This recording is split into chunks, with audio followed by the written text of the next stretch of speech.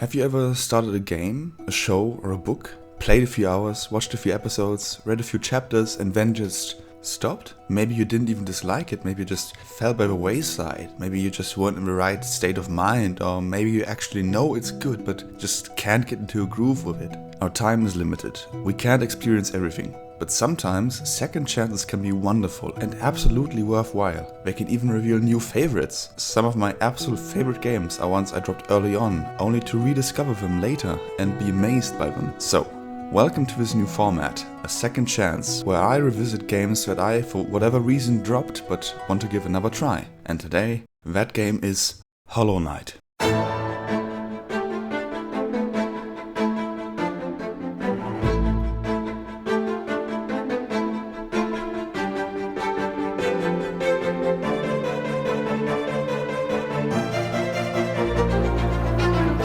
Before I get started, quick disclaimer, I will only show and discuss the first few areas and bosses, so I won't spoil the whole experience. This game probably doesn't need an introduction to anyone who has paid attention to the gaming landscape in the last few years, but for the people who haven't heard of it, Hollow Knight is a 2D Metroidvania and kind of Souls-like game developed and published by the independent studio Team Cherry in 2017. It's a pretty classic Metroidvania style game too, featuring these cavernous, almost maze-like levels that loop back on themselves, with plenty of secrets and areas that you can only access once you've gotten certain abilities. Its cues from the Souls-like genre are also quite apparent, like the benches you can find and rest on, which work quite similarly to bonfires in Dark Souls, as well as the way you regain your currency after death, how it doesn't hold your hand, lets you figure things out on your own, and of course also just being quite a challenge, both in combat and traversal.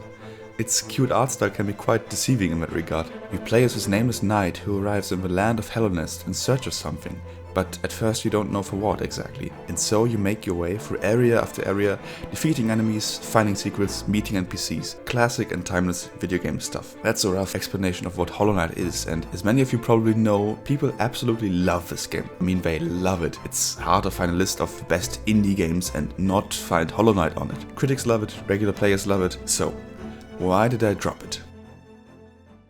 It's hard to say what threw me off of Hollow Knight the first time around. I'm a huge fan of these immensely unforgiving but super rewarding games, like all the Souls games, right? Though I dropped off from those games at first too, so maybe there's a pattern. Especially with Dark Souls 1 and Bloodborne, I went through multiple this fucking sucks phases before they clicked with me and became some of my favorite games. Though I never did feel any intense dislike towards Hollow Knight like that. It was probably just minor things piling up and a loss of motivation. I didn't even get very far though. I think I just beat the boss in Green Path, the second area, and then got lost, frustrated, and gave up. I remember that the thing that frustrated me the most was the wayfinding, as I felt that it was super unclear where I had to go to progress on the main path. If I remember correctly, sometimes the way forward is a tiny little passage on the map that's easy to miss. That irritated me a lot back then. Come to think of it, it is kind of similar to Dark Souls in that way, how it's sometimes very unclear where to go, but yeah. Getting lost can be frustrating if you let it. This game, however, actively encourages you to get lost, feel lost. So just embracing it really helps. Still, running around for hours looking for the way forward in any game will feel annoying sooner or later. Another thing that made me enjoy Hollow Knight less at the time was the fact that I played Ori and the Will of the Wisps not too long before it. Ori has these butter-smooth combat and traversal mechanics that to me felt like the gold standard for Metroidvanias. So Hollow Knight felt quite stiff to me in comparison. And while in my opinion it really isn't as fluid as Ori, but the gameplay is still really good and responsive. It asks more precision of you maybe, though back then I would not have admitted any of that.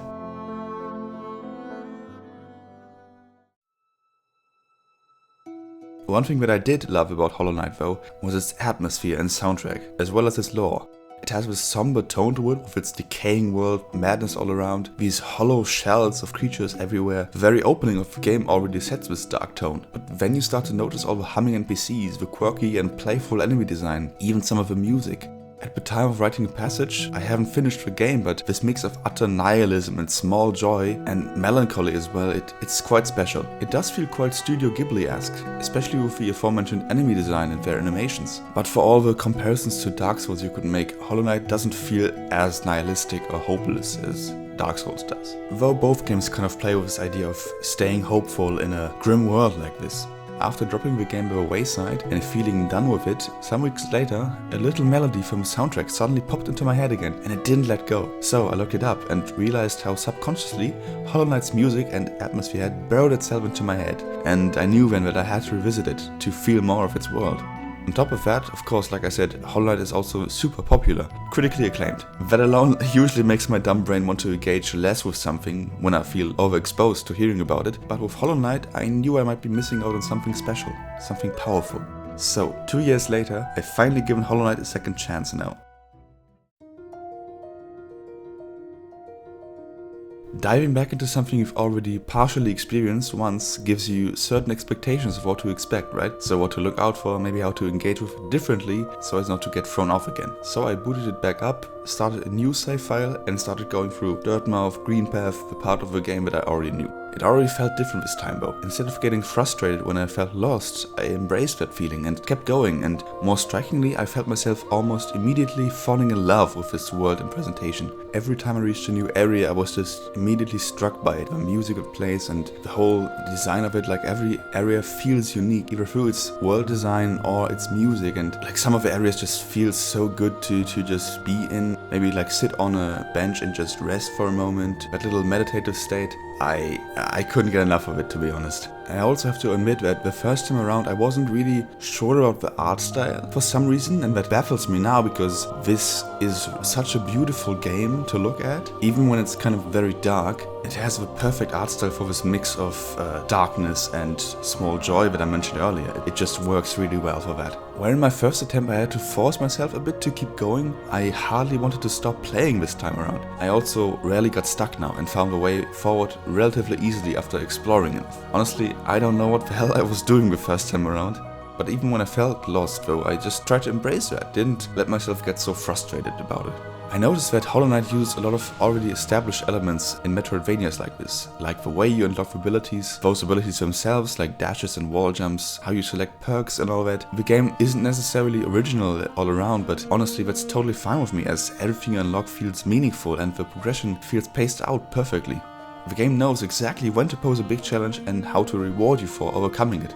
There is also no fluff or too much content here, despite this being a rather meaty game actually, and I respect that a lot. My playthrough continued like this, never really hitting a low point, and even though I haven't finished it yet, I'm pretty fine, I think, and I don't expect this to change. I think it's become clear by now, but I think that Hollow Knight is an absolutely brilliant game, and I cannot believe how long it took me to realize this.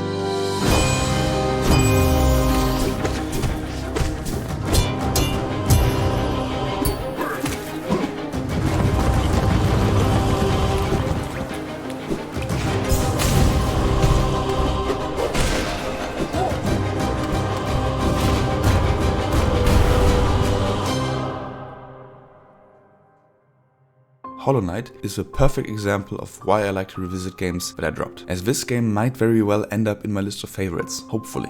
In a way I expected this, but it's also a great surprise. If you've made it this far and haven't played it yet, do yourself a favor and at least give it a try, or maybe multiple tries if necessary. Alright, that's all I have to say on this game for now. Let me know what you think of this format, if it's something you would like to see more of. Thank you for watching, and I hope to see you again next time.